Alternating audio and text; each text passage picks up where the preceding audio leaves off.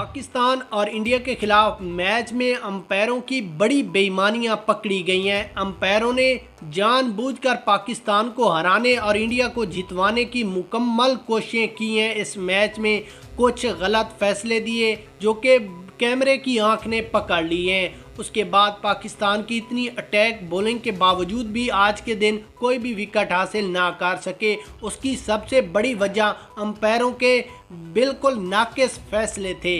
यहाँ पर आपको वो दिखाते हैं। उसके बाद इस मैच की हाइलाइट्स और जो भारतीय मीडिया इस वक्त बातों को उछाल रहा है वो भी आपको छोटे छोटे क्लिप दिखाते हैं। उससे पहले वीडियो को लाइक करें, चैनल को सब्सक्राइब करें और अपनी राय कमेंट्स में दें इस मैच के हवाले से।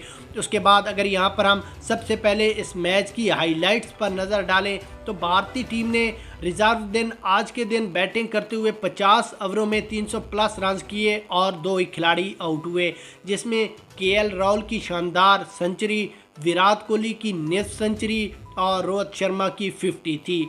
बॉलिंग लाइन की बात करें तो बहुत ही बस क्या कह सकते हैं, शाहीन और शादाब ने एक एक खिलाड़ी को आउट किया। बाकी कोई भी खिलाड़ी किसी किस्म की विकेट लेने में कामयाब ना हो सका।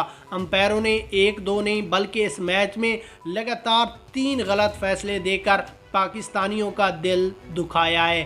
सिर्फ पाकिस्तानियों का नहीं बल्कि पूरी दुनिया का। अंपायरों को नहीं चाहिए था कि वो इस तरह के नाकिस गलत फैसले देते जो कि कैमरे में भी पकड़ गए। इस बारे में आप अपनी राय कमेंट